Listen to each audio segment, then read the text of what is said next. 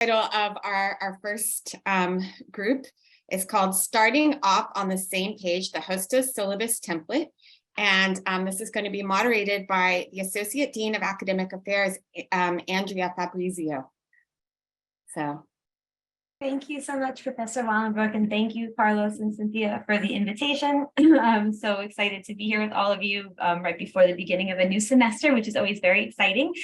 And as Professor Wallenbrook said, the syllabus is the thing that we put together right before that first day of class, the thing that we spend all the time putting our energy into to get ready for that first day, and is a really important document. So I do have a short PowerPoint about the syllabus template that exists that I'm going to share. But before I start sharing screen, I just wanted to do like a quick little chat, informal thing. Just want to put in the chat for a minute. What is the thing you hope students take away from your syllabus, right? Because I know we put a lot of energy into creating that document, right? That a lot goes into putting the assignments and the expectations, and we hand it out or we post it in our Blackboard sites. And what is the thing that you really hope students get out of your syllabus? I just want to take a second to put it in the chat, like 1 or 2 words. And as the answers of what we're putting in the chat is just wonderful. And you can just see from the range of things we want from that document, right? Something as basic as like know when the class meets, right? To inspiration, to asking questions and accountability and expectations, to read it, right? That's another thing that we want students to do, to actually read the syllabus. So it does a lot, right? It's a really important document, and it is one of the first things I think most of us, hand that out on the first day of class or post that on the first day of class and make that one of the first conversations. I love that, a compass, right? It's one of the first conversations we have with our students, centers on the syllabus and kind of getting on that same page and that sense of expectations and sense of what's expected, right? We want to give them sort of a roadmap for what's ahead in the semester. So we do have, the Center for Teaching and Learning has a template on their website of something that faculty can use as a base for creating their syllabus. So I thought it would just be a helpful conversation to kick us off at the beginning of the semester to go over some of the things that could be included on that template and what the template covers. And again, just to reiterate the importance of that document. And I know I said our basic hope is that the students read it and come back to it, right? I know I've heard myself say, well, it's on the syllabus, right? To see it on the syllabus. It is sort of that contract for the beginning of the semester. So I'm just going to share screen. Can everyone see that?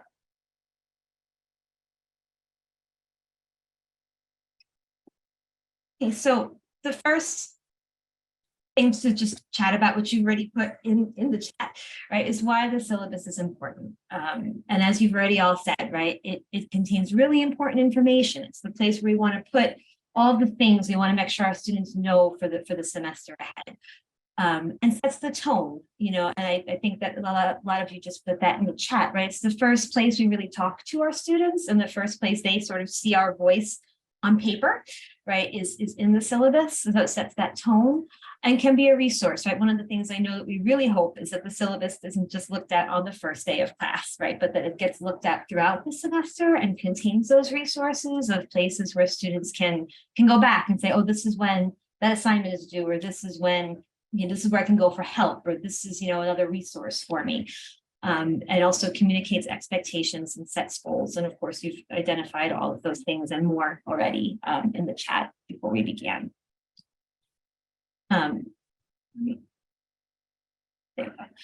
So I'm going to share the link to the template at the end of the slideshow, and then I can put it in the chat as well.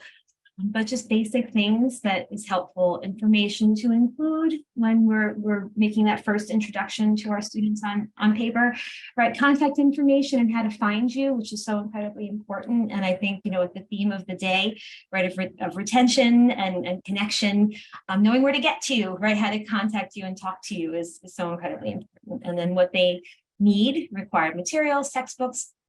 And this was something I just wanted to really focus a little bit on too, the resources, right? We have so many wonderful resources at our college. And I know the thing that we hear a lot of us saying all the time is there's so many things, it's hard to keep track of all the things that we offer because we do offer so much. So the syllabus is a great place to kind of catalog them for the students, or at the library, the Calc, the Writing Center, ARC, advisement services, all of these things. The syllabus is a great place to point students to them so they have them as a resource.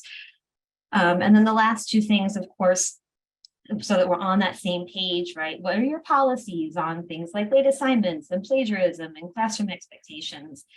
And the last one is a thing the students flip through, right? The very first thing they want to know: how many assignments? What do I have to do? When? What are they worth? All of those things, right? Which are super important to include on a syllabus, and which there's a space for on the syllabus template that we have available through the CTL. And just other things to consider, you know, the accessibility of your syllabus, where you have it, how you've given it to your students, the learning goals and outcomes, and then the tone. And I always think of that because I remember there was one semester where I put, you know, every semester you think, oh, that needs to go on the syllabus, right? And I feel like syllabi get longer and longer because you always think of more things you want to make sure students know on your syllabus. And there was one semester that I had a syllabus where I put everything that I wanted students to know. And then I read it over and I was like, this doesn't sound very nice. It sounds like, you know, it's a lot of things, and where did my voice as their professor got lost in all of the things, right? So this is something I always kept in mind, is to read over the syllabus for your own voice coming through of, you know, how you sound to the students when telling them all the things that are expected. So just something else to keep in mind. And then this is the link that I'll put in the chat as well for you to look at. Sorry. Too fast. That there is a link to a template that you can pull from and draw from. And I know that you've probably already sent your syllabi to duplicating by today, right? It's something that you can look to as a resource. And if there's anything you want to supplement that or include on your syllabus that isn't already on there, you know, it's there for you as a resource. And it's helpful, right? You know, if there's a certain template and that students are seeing something similar from class to class, right? Kind of used to a set of what the syllabus looks like. So that is there for you as a resource and as that important document for you. So thank you so much. And I hope you all have a wonderful first day of class. But if we have time, if you have questions or things that you wanted to raise about what you've seen as successful strategies for things to put on the syllabus or use of the template or getting your students to read it, if there's anything anyone wanted to share about successful syllabus strategies. Yes, I have had success different semesters, and I haven't done this every semester, but having also it be an assignment for them to print the syllabus and sign that they have read it. And this is a strategy, and it may sound like something from high school, but it might be quite effective. Absolutely, yeah, to make sure that they've looked through it and read it. Other things that people have found over the years or semesters that have been effective to include on a syllabus, or ways to get students to use it as throughout the semester, Amina? Yeah, one thing I used to do was, and I should bring it back. First day of class, I had students, when we go over the syllabus, sort of have them give me like questions or clarifications or things they'd like to see changed. Like, can we be a little flexible with some of our policies? What about some of the due dates for assignments? And what I find is when students get to have a say in how things are run, they're going to be a little more invested. And we know they read the syllabus because they're commenting on it, which is very nice. So yeah, I'm going to bring that back, actually. I haven't done it in a semester or two, but that's a great idea to think about.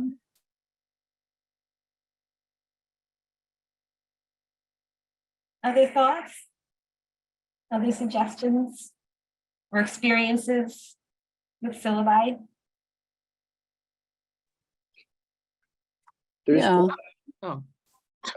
I don't use it, but there's a number of faculty who have confirmed that identifying an area where they show as a contract, and that students and faculty sign it as make it look like a contract, so that students will understand what the responsibilities are, but also seeing the responsibilities from the faculty member, and what each of the two sides should expect in the class.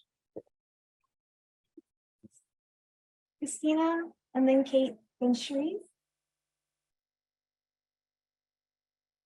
I can't hear you, Christine. Okay. Oh, there you are. Hi. Okay. All right. I'm on my phone for the audio, so I wasn't sure if I needed to double unmute. Anyway, I will sometimes have my students do a scavenger hunt of the syllabus in groups on the first day, so that they get to talk to each other, and they have to, themselves go through and find out, like, where is my office? When are my office? Like, what, if I have to talk to the professor, what can I do? How many essays do we have to do? I'll just put it in question form and I have them find the answers. And that way, I know they've like actively engaged with the syllabus, at least once. Thank you. Kate, and then Cherise. Yeah, it's just a little trick that you plant something later in the syllabus and you give them extra credit if they find it.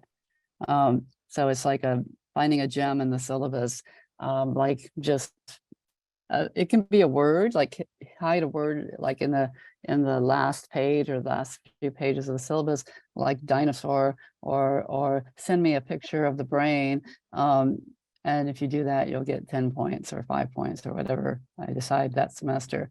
It works for a few of the students. And so it's just a little extra push to kind of read the syllabus.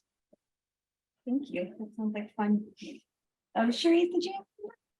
Yeah, I feel like Amina. I want to bring something back, but I had it's kind of like a cheat sheet. Now you already said that our syllabi are kind of long because we want to include everything, but now what do the students want to know? Whatever the student wants to know, I put in a little chart.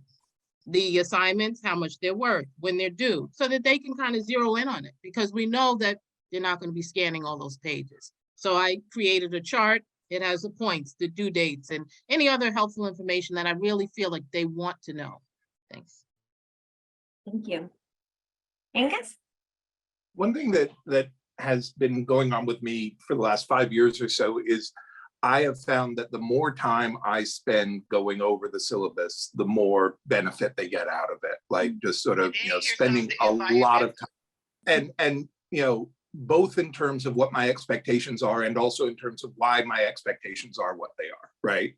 What my philosophy of teaching is, what my philosophy of grading is, what my obligations are to them. If I spend a lot of time on that, the first thing that I see is that class participation goes through the roof immediately. But also students are so much more likely to come to me if they're struggling over the course of the semester.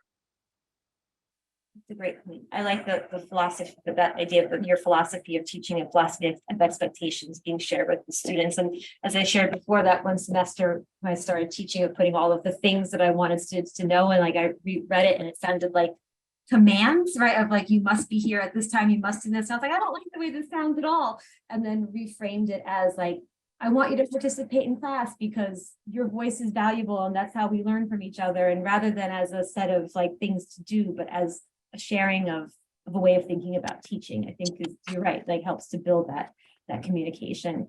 And even like things about like how you give feedback on things, right? Like what your comments are like and why you do that, and anything that kind of makes that two-way street of communication, I think is really helpful. Thank you for that. Sarah? Hi, good morning, everyone. So one thing I've paid a little bit more attention to in recent years is the resources. And so I have everything from the template in my syllabus, and usually I try to go over that the first day, but of course students don't remember and they forget. So I also have a page called Resources on the CUNY Academic Commons that includes not just kind of, the basics, ARC, how the library, but it has things about like the loaner laptops. It has things about the vaccination policy. It has, links that are live so that if a student wants to look at something like, am I eligible for the family empowerment program? They can just click on the link and be taken directly to that site. And the other thing that, has been really helpful, particularly with capstone students, is bringing in some of the people from those offices to my class. So even, they're always willing to do like a 5 or 10 minute presentation. And so when students hear from someone from the transfer office or from career services and get to meet them, I think they're much more likely to actually go to those offices and use them. Fantastic. Yeah, absolutely. I mean, we have so many things, right? So many supports in place for students, and sometimes they just don't know what they are, right? And so to have them listed in one place and bring people in to talk about them and to make them real is really a wonderful idea. And I think every time, Nicole, or No, we have just a few minutes. I was just going to add, these are all amazing ideas, and I'm going to incorporate many of them. I was just going to add that I stopped going over my syllabus on the first day of class because I realized that I wasn't sure all the students would be there, for one. And also, I just feel that they're so overloaded that day with syllabus review. So I save it, and sometimes for the second week. And just begin day one. I mean, I teach French with Learning French, and that seemed to work well for me, an idea. thank you. Yeah, that's true. I mean, they do look at a lot of syllabi on the first day of class, right? So it's a lot of information. So to have time to do it a little later, to come back to it, or for the couple of students who come in a little bit late too, right? Sandy? Sorry, mostly what people were sharing, and it's really very good, mostly face-to-face. So what I do in an online environment is create a video where they hear my voice, go through the syllabus, and I try to bring in the professional aspect, obviously, because I'm in a business program, the business aspect, and creating them as creating an environment in which their professionalism, they start thinking of themselves as professionals. So the video helps to connect a little bit with them, obviously, because we don't meet face to face. So I just wanted to share that for those people, for those faculty who teach online, that might be useful. Thank you. Thank you. And Lauren? I am and only will be teaching in person in the future. However, I do feel like if you come into the class and you really connect with the students, they'll read the syllabus. If you have this warm and welcoming and friendly kind of communication with them in the very beginning, they will read it. I mean, I know I appreciate what Kate said, because I was thinking about halfway through the syllabus just having a keyword, or saying, if you email me halfway through the syllabus, that then they'll get a couple extra credit points on test one. But I do feel like really the connection is the most important thing. And I know topic is on syllabus, but if you just come in and you hand out a syllabus and you go on with your lesson, and your syllabus could be the most beautiful thing in the whole world, you could have spent 3 weeks on it. It doesn't matter if you don't have the connection with the students. And I think that connection with students is the most important thing we can do, right? And I think that's what the excitement of the first day of class, right, is to make that connection with your students, right? To walk in and connect and have that first impression with them. And so I guess the syllabus is sort of an extension of that too, right? That you want the tone that you have in the classroom to match that tone on that document, so that you have that kind of cyclical connection with your students, and in all the ways, all those kind of touch points you have with them. Thank you. Yeah, thanks. Olin, and then I think I'll pass it back to Nicole, because I think we're at time. Okay, I agree. There's connection is very important that you build in the first year of the classes. But earlier in my career, I thought once I give the syllabus, people read and understand and everything else. But obviously I was so wrong. The first day, definitely going through the syllabus is a great idea, but not just the first day, because people forget things, right? So in math, you get tons of homework. You tell them it is not an option. You have to do the homework. People forget. So keep on repeating, bringing the syllabus in the middle of the semester after 1 month, or I think this is a great idea. It works for me. I don't know, it works for everybody, but it definitely works for me. Thank you. That's a great point, Olin, right? So it's such an important document. We want it to be important. So if we keep bringing it up, right, then that signals that it's important to us as well as to the students. So thank you for that. Well, thank you so much. I put the link to the template in the chat for you to have too, so you can get to it more easily. I hope this was a helpful kind of kickoff discussion to think about the syllabus and the tone it sets for the semester, and that will be a resource to you. And I hope you all have a wonderful first day of class tomorrow. Thank you. Thank you so much. That was a wonderful presentation, and it's and the ideas also that we're circulating were really helpful to me, I can tell already. So wonderful.